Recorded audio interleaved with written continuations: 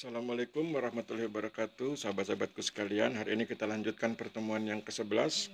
Kita baca buku Lex Posteriori Derogat Lex Priori yang saya tulis tahun 2015. Kita sampai di halaman 67. Kita punya waktu sekitar 10 menit ya. Kita mulai. Kecerdasan sosial yang dimiliki individu juga berguna dalam memahami dan memanfaatkan kolektivitas yang ada, yang selanjutnya dapat dimanfaatkan dalam melakukan reduksi kejahatan dan pengembangan ketakwaan, sehingga tercapai rahmatan lil alamin. Lihat Quran surat 21 ayat 107. Kolektivitas adalah ikatan yang terdapat dalam suatu kelompok individu yang memiliki solidaritas kuat dalam menjalankan kehidupan sehari-hari. Allah Subhanahu wa Ta'ala menjelaskan tentang kolektivitas yang dalam terminologi Islam disebut dengan istilah umat sebagai berikut. Manusia adalah umat yang satu, lalu Allah mengutus para nabi sebagai pembawa berita gembira dan pembawa peringatan. Allah menurunkan bersama mereka kitab dengan benar, supaya dapat memberi keputusan bagi manusia dalam perkara yang mereka perselisihkan. Tidaklah berselisih tentang kitab itu, melainkan orang yang telah didatangkan kepada mereka kitab, setelah datang kepada mereka keterangan-keterangan yang nyata, karena dengki di antara mereka. Maka Allah memberi petunjuk kepada orang-orang yang beriman dalam perkara yang mereka perselisihkan itu ke jalan yang benar dengan izinnya. Quran surat 2 ayat 213. Melalui firman-Nya tersebut, Allah Subhanahu wa Ta'ala telah mengingatkan manusia bahwa kolektivitas terbesar adalah kolektivitas manusia, yang oleh Allah Subhanahu wa Ta'ala disebut sebagai umat yang satu. Namun karena kedengkian orang-orang tak beriman, maka umat yang satu terpecah menjadi dua bagian, yaitu kolektivitas orang-orang tak beriman, kafir, dan kolektivitas orang-orang beriman, muslim. Orang-orang beriman perlu bersyukur karena berada dalam naungan petunjuk Allah Subhanahu wa Ta'ala, yang dengan kondisi ini menjadi dasar bagi mereka dalam pengambilan keputusan. Keputusan yang diambil haruslah sesuai dengan permasalahan yang dihadapi, dan yang terpenting, keputusan ini harus memiliki nilai-nilai kolektivitas orang-orang beriman. Allah Subhanahu wa Ta'ala mengingatkan kembali melalui firman-Nya, "Kami Allah telah menurunkan kepadamu kitab yang membawa kebenaran dan membenarkan hal-hal sebelumnya dalam kitab terdahulu dan menjadi saksi atasnya. Maka aturlah di antara mereka dengan hal-hal yang Allah turunkan. Dan janganlah engkau mengikuti hawa nafsu mereka, orang-orang tak beriman, yang meninggalkan kebenaran yang telah kami datangkan kepadamu. Bagi tiap-tiap di antara kamu, kami Allah telah jadikan peraturan dan jalan yang terang. Dan kalau Allah menghendaki, niscaya kamu dijadikannya satu umat saja. Tetapi Allah hendak menguji kamu tentang hal-hal yang telah diberikannya kepadamu. Maka berlomba-lombalah kamu berbuat kebajikan. Hanya kepada Allah tempat kembali kamu sekalian.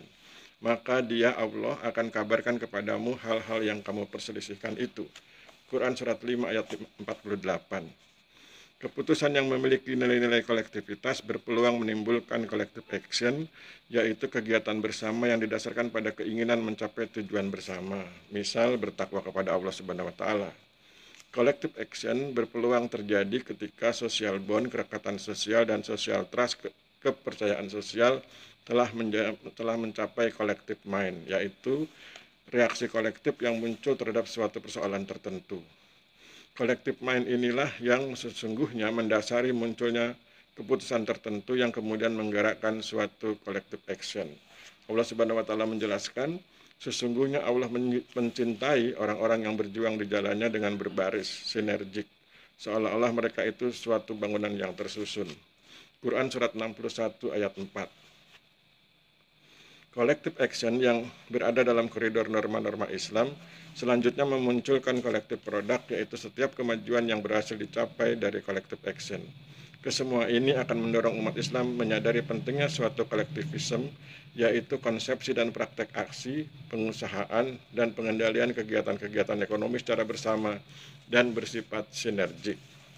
Kolektivisme diharapkan dapat mendorong peningkatan kapasitas dan kualitas umat Islam melalui collective action yang berupa berbagai pelatihan, pendidikan, pencerdasan, dan pencerahan. Selain itu, kolektivisme juga dapat dimanfaatkan untuk meningkatkan kesejahteraan umat Islam melalui collective action yang berupa pelatihan usaha atau bisnis. Allah Subhanahu wa taala telah mengingatkan, tolong menolonglah kamu dalam berbuat kebaikan serta takwa, dan jangan tolong menolong dalam berbuat dosa serta permusuhan. Bertakwalah kamu kepada Allah, sesungguhnya Allah amat besar. Sesungguhnya Allah amat berat siksanya. Quran surat 5 ayat 2. Mengingat luas dan rumitnya permasalahan umat dan terbatasnya kemampuan umat untuk menyelesaikan berbagai permasalahan tersebut, maka collective action yang dilakukan haruslah proporsional.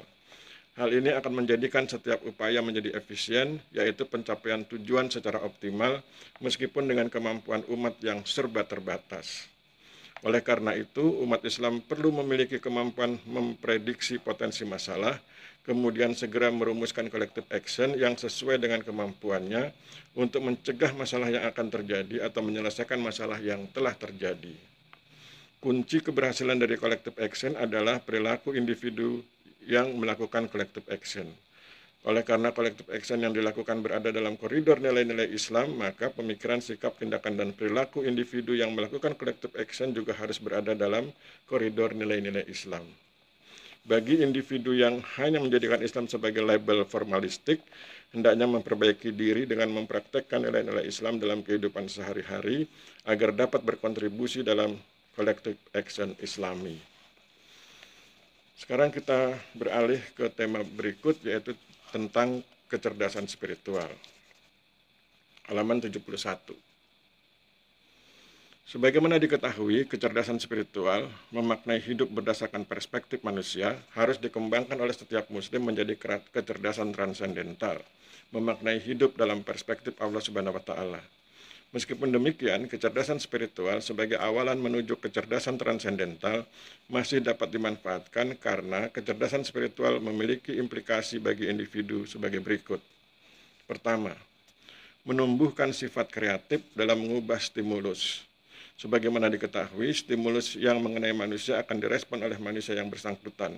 Responnya dapat berupa pasif bila stimulus tidak direspon, aktif bila stimulus direspon, proaktif bila manusia yang bersangkutan melacak, mengidentifikasi, dan menginventarisir stimulus dalam upayanya mempersiapkan respon yang memadai, dan progresif bila manusia yang bersangkutan melacak, mengidentifikasi, dan menginventarisir stimulus dalam upayanya mempersiapkan respon yang bermakna dan bernilai. Kedua, menumbuhkan kemampuan untuk bermain dengan batasan dan memainkan permainan tak terbatas. Ada kalanya mindset manusia dibatasi oleh batasan atau frame yang berupa pikiran tertentu. Sesungguhnya batasan ini dapat diubah dengan mengubah pikiran tertentu yang membatasi mindset. Seorang muslim harus mampu memainkan, menata ulang batasan yang ada agar menjadi batasan yang islami sesuai Al-Quran dan Al-Hadis. Selanjutnya, karena batasan ini dapat diformat berulang-ulang sesuai kebutuhan manusia dalam koridor nilai-nilai Islam, maka sesungguhnya manusia sedang memainkan permainan tak terbatas.